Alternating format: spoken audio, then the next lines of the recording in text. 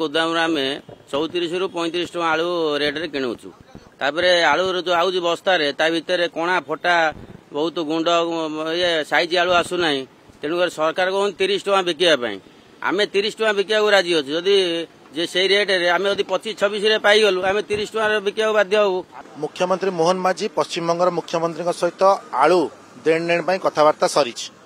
जोगाण मंत्री कहते कि राज्य में राज्यवासी आलू 30 टकर पाइबे एपटे जोगाण विभाग पक्षर खाउटी को रिहाती दर में 33 टका किलो पिछे आलू मिलूँ तेज मूल कथा हूँ प्रकृत में 30 टकर साधारण भाव बजार खुचरा बजार आलू के उपलब्ध हम ताहा एबे भी प्रश्न ही रही साधारण खुचरा बजार रे आलू एबे 30 टका ना अधिक रही बजार रे एबे गोदाम आम 34 रु 35 टका आलू रेट रे किणुचु आलू जो आउज बस्तार भितर कणा फटा बहुत गुंड ये साइज आलू आसुना तेणुक सरकार कहूँ 30 टका बिकापी आम 30 टका बिका राजी अच्छे जदि जे से रेट आम 25-26 पाईगलु आम 30 टका बिका बाध्य हूँ। 30 टका बिकुले केमती सही पश्चिम बंग आलू आसला पश्चिम बंग आगुरी आलू आसला 30 टका बिकुले एबे सही पश्चिम बंग आस 30 टका कहीं बिकी पारना सेठी माल बंद हो जाऊँगी गाड़ी बुली बुली आसूची गाड़ी जोटा 25,000 टका भड़ा हवा कथा से 4 डबल हो 1,00,000 टका भड़ा हो जाऊँगी से भड़ाटा से लागू होउची आउ गाड़ीटा आसवाई से गाड़ी से 15,000-10,000 दवा पड़ुची तेणुक से आलू मूल्यटा बस्तार से हिसाब होगा आलूटा अधिका रेट किणा पड़ जाऊँगी।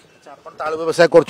धरी किछ वर्ष धरी भी करुवे मुझे जाना चाहिए 60, 50 एवं 40 केते दिन लगे संपूर्ण रूपे 30 होगापाई सेटा गवर्नमेंट ऊपर निर्भर करे गवर्नमेंट सेटा ममता बानार्जी सेटा डिसीजन कर क्लियर कले आलूटा सबुदिन आसिले माने बजार उपरकू गाड़ी सेटा स्वाभाविक 30 टका कि 25 टका किलो हो पार किंतु जो गाड़ीटा आमर सेठी चेक गेट रे लागू माने रही जाउची सेटा आसी पारुने गाड़ी तेणुक गाड़ीटा 10 रु 15 गाड़ी जो आसला बजार को एबे गोटे 2टा 3टा गाड़ी आसूची माने बहुत कष्ट बुली बुलिकी से गाड़ी भड़ा बढ़ाई आणुछंती जहाँ शुणुले जदि स्वाभाविक भाव बजार को जमती 10-15 गाड़ी पश्चिम बंग आसूला जदि सेमती आसब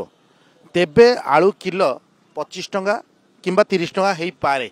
कि जदि 2-3टी गाड़ी मात्र आसब जो 10-12टी गाड़ी आसिया जगार एवं